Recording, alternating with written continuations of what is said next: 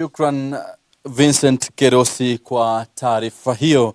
Na tukisalia kwenye maswala sawia ya usajili wa wapiga kura, ni kuwa gavana wa kaunti ya West Pokot Simon Kachapin ametoa wito kwa tume huru ya uchaguzi na mipaka nchini IEBC kuongeza muda wa usajili wa wapiga kura katika kaunti hiyo, akidai wengi wao wamefungiwa nje kutokana na uhamiaji wa kutafuta malisho ya mifugo wao katika nchi jirani ya Uganda. Gavana Kachapin amedokeza kuwa licha ya kaunti hiyo kuwa ya tatu katika eneo la Bonde la Ufa kwa usajili wa wapiga kura wapya 32,837, bado kuna wengi ambao hawajafikiwa. Ni wito uliotiliwa mkazo ama uzito na baadhi ya wakazi wa kaunti hiyo wanaosema IEBC inafaa kuongeza muda wa usajili ili kuwapa Wakenya wengi fursa ya kujiandikisha kama wapiga kura. Watu wanaekemea ama watu wanaelekea kufanya siasa, hata maendeleo, sehemu ambayo watu wamejiandikisha kwa wingi.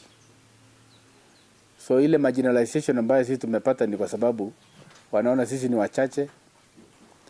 Sisi sio wachache, ni kwa sababu sisi hatujajiandikisha. Wapokot ni wengi, ungekuwa na kura mingi, lakini nafikiri hii nafasi ya kwa mahama na mifugo imetu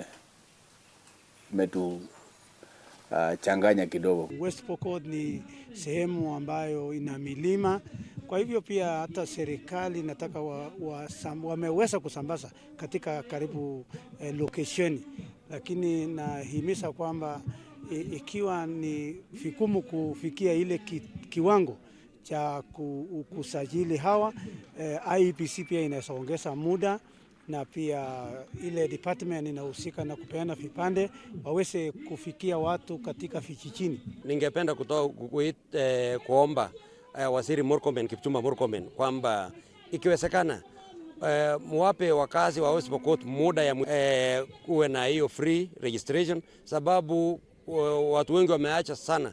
Those who are qualified, those who have graduated to above 18 years ni wengi sana, na kuna wengi hawajaipata nafasi hata hapo mbeleni. Na mtazamaji